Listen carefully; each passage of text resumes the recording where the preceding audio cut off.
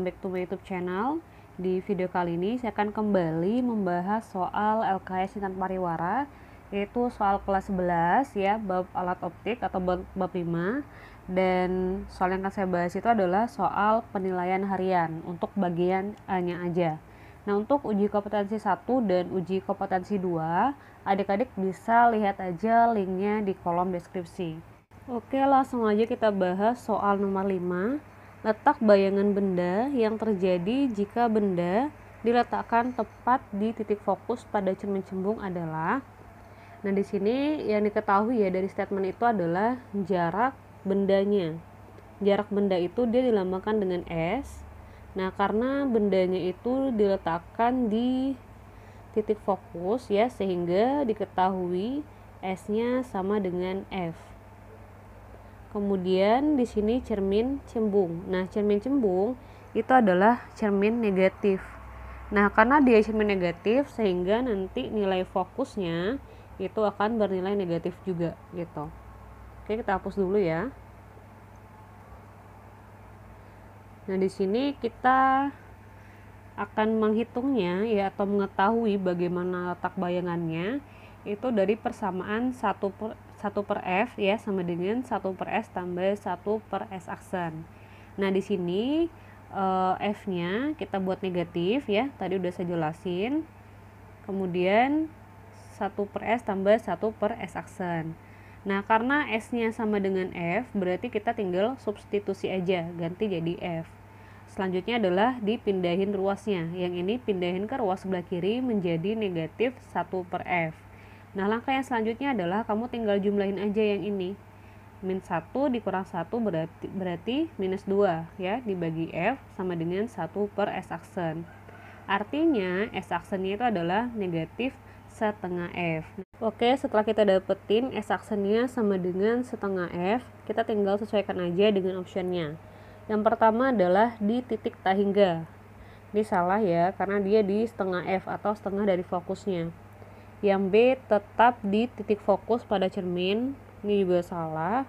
Tetap di titik lengkungan pada cermin juga salah. Tepat di tengah-tengah antara titik pusat dan titik fokus pada cermin.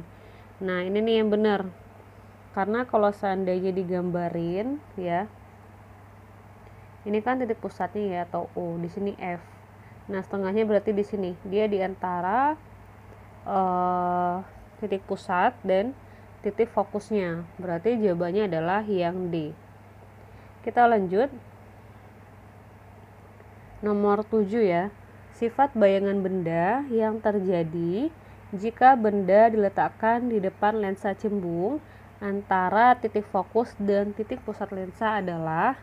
Nah, untuk mengetahui bagaimana bayangannya terbentuk, kita bisa membuat menjadi gambar. Misalnya seperti ini.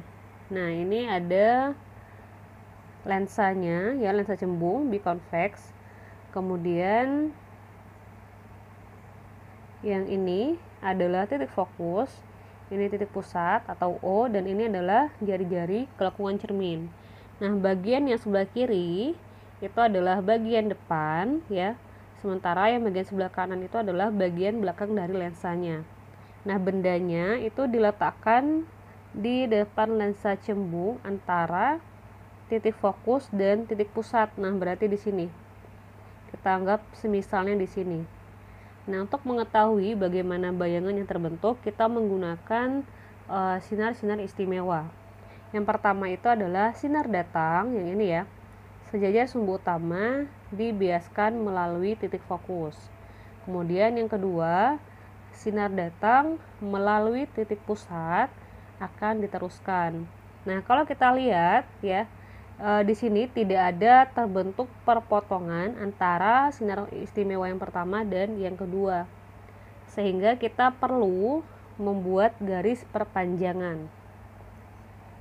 Nah, kalau adik-adik lihat, yang putus-putus ini itu adalah garis perpanjangan dari garis yang ini nih. Saya tebelin ya. Nah, dari sini dia garis perpanjangannya. Dari garis perpanjangan itulah dia terbentuk ya titik potong yang ini. Nah, karena dia posisinya di atas sehingga bayangan yang terbentuk pun juga di atas. Makanya gambarnya menjadi seperti ini. Nah, setelah kita tahu nih bentuk bayangannya, kita tinggal sesuaikan aja sifatnya tuh yang mana. Nah, kalau dia posisinya di depan, berarti dia bersifat maya. Kemudian lihat posisinya, tegak kan?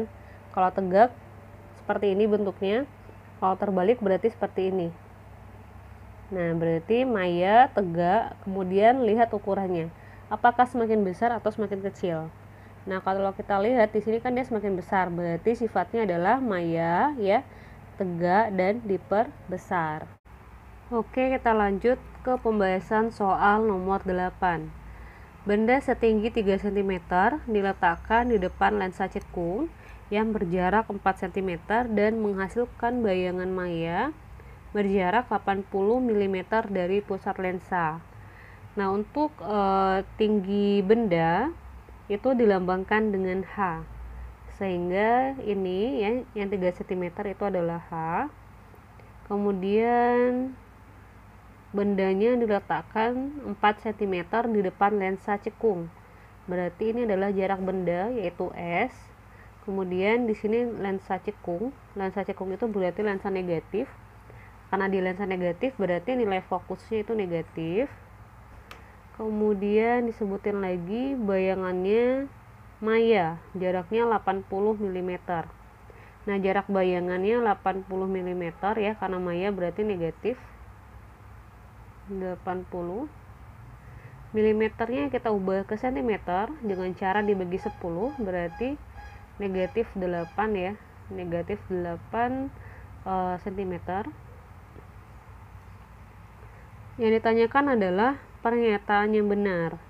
Oke, berarti langsung aja kita cek masing-masing pernyataannya. Yang pertama adalah perbesaran bayangan. Nah, di sini kita menggunakan persamaan M sama dengan S aksen dibagi S. Nah, ini sorry ya adik-adik ya, ini ada kesalahan. Harusnya di sini minus 8, bukan minus 0,8. Jadinya minus 8 dibagi 4, itu adalah minus 2. Artinya perbesarannya sebesar 2 kali. Berarti salah ya, karena di situ dia 1/4. Kita buat ganti ya, ini jadi 2. Oh.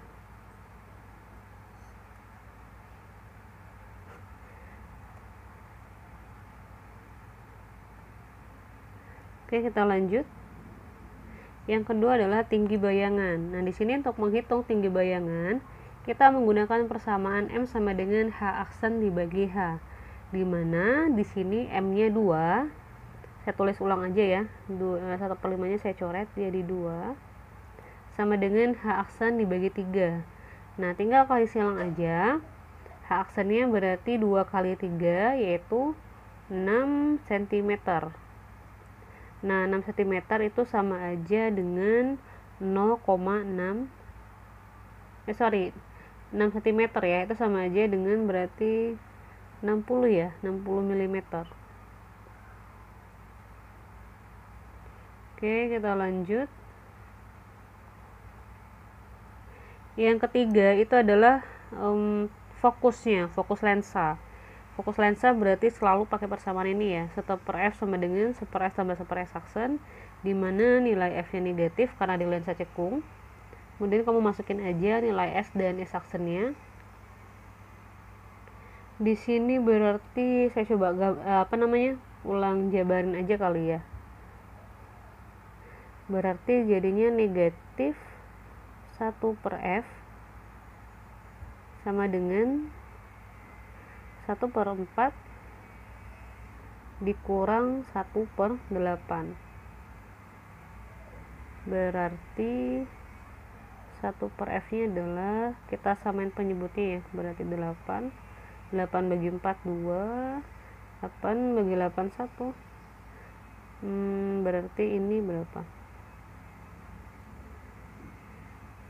2 kurang 1 kan 1 ya, berarti 1/8 min 1/f sama dengan 1/8. Berarti f nya 8 ya. 8 cm.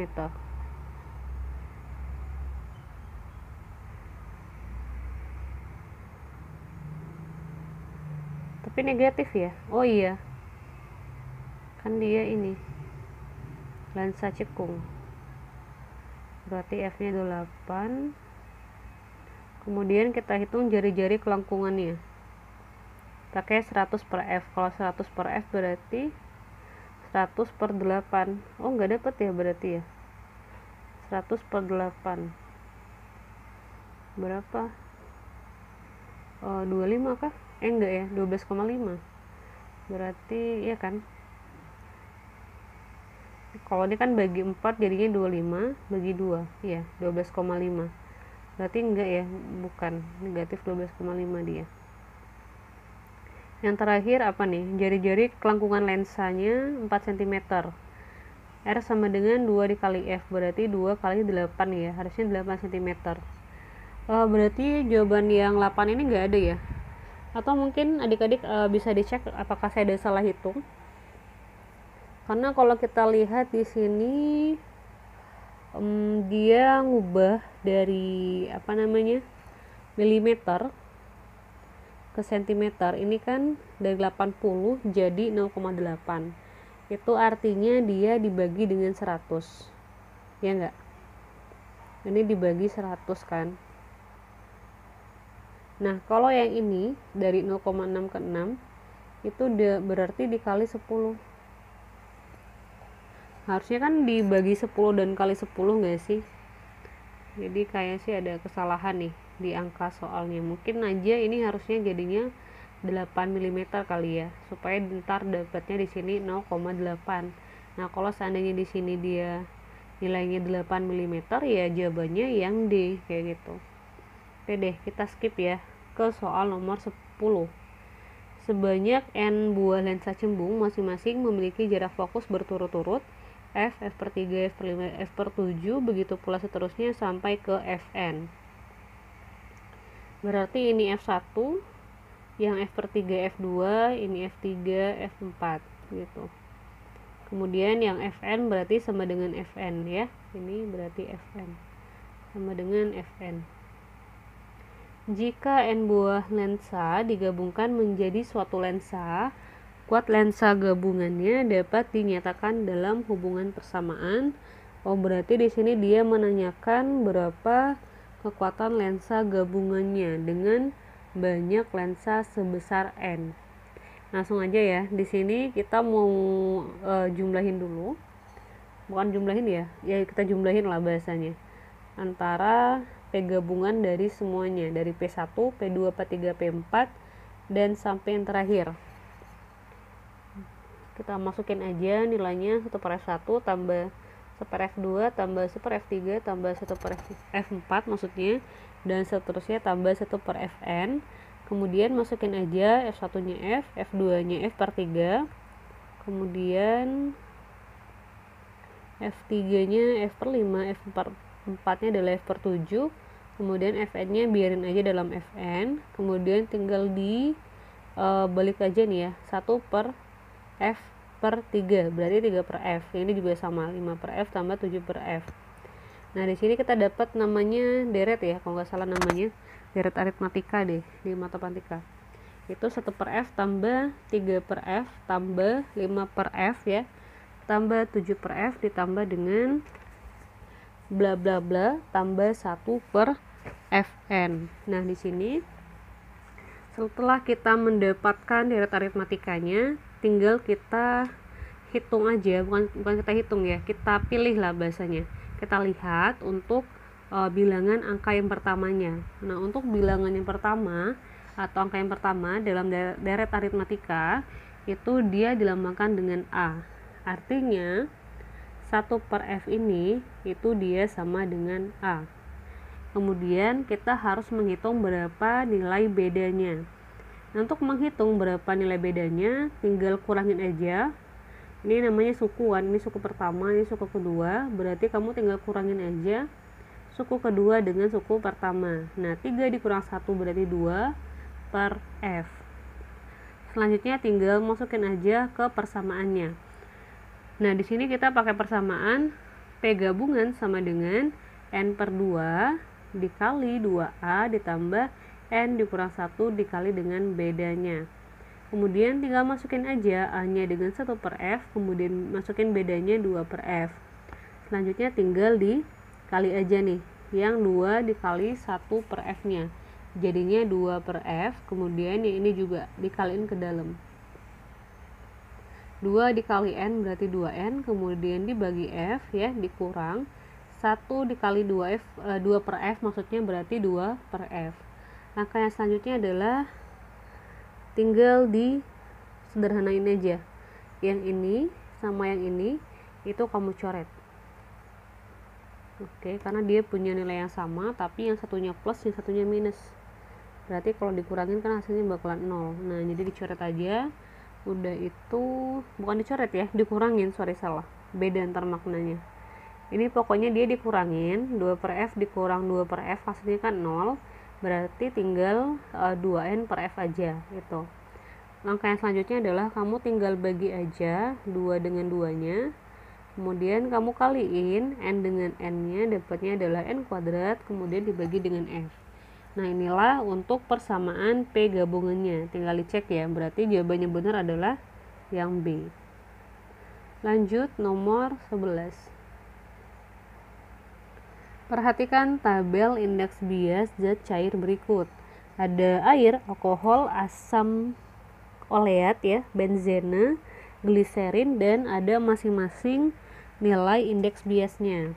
Nah, lensa biconvex memiliki jari-jari kelangkungan sebesar 20 cm. Nah, jari-jari kelangkungan itu dia dilambangkan dengan R ya. Ini R1-nya 20 cm. Kemudian yang R2-nya itu adalah negatif 12 cm. Sini kita tulis saja kali ya. Oh, nggak bisa. Pokoknya gini aja deh, yang R1 tadi 20 cm, yang di sebelah sini ya agak susah.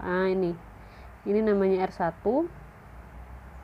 Kemudian yang 12 cm ini jadinya negatif ntar. R2 negatif 12 cm kayak gitu. Indeks bias lensa sebesar 1,7. Nah, indeks bias lensa itu bisa kita tulisin sebagai N lensa. Atau kalau seandainya kamu mau simple, nggak mau terlalu panjang, boleh kamu buat NL aja. Oke, udah itu apa sih? Agar jarak fokus lensa 30 cm, maka lensa harus ditempatkan di dalam apa? Yang mana di antara beberapa zat cair ini. Berarti diketahui fokusnya 30 cm ya. Kita hapus dulu. Nah, di sini kita akan mengetahui zat cair yang mana yang dipakai, itu berarti kita harus menghitung indeks bias di antara medium ini tuh yang mana yang tepat gitu. Nah, untuk menghitungnya kita akan menggunakan persamaan ini. 1 per F sama dengan N lensa dibagi NX. Nah, NX ini adalah N mediumnya ya. Kita anggap mediumnya itu sebagai medium X, kemudian dikurangin 1 dikali 1 per R1 dikurang 1 per R2. Tinggal masukin aja F nya 30, R lensanya 1,7, R1 nya 20, dan R2 nya adalah negatif 12. Langkah yang selanjutnya ini tinggal dikaliin ya, negatif sama negatif jadinya positif. Kemudian tinggal kamu samain aja penyebutnya. Di sini saya samain menjadi 60, sama-sama 60. Kemudian tinggal dihitung dengan pecahan yang biasa. 60 dibagi 23 kali 1 berarti 3. 60 dibagi 12 5 kali 1 berarti 5. Nah, tinggal kamu jumlahin aja. 3 tambah 5 adalah 8, berarti dapatnya 8 per 60. Nah, kemudian yang 8 per 60 ini kamu pindahin ke ruas sebelah kiri. Jadinya adalah 1 per 30 per 8 per 60. Atau juga bisa dituliskan dengan 1 per 30 dikali dengan 60 per 8. Yaitu sama dengan 1,7 per X dikurang 1. Jadi yang untuk sebelah sini itu dia nggak diapa-apain dulu ya, karena kita harus menyederhanakan bagian yang sebelah sini. Oke, lanjut. Nah, kemudian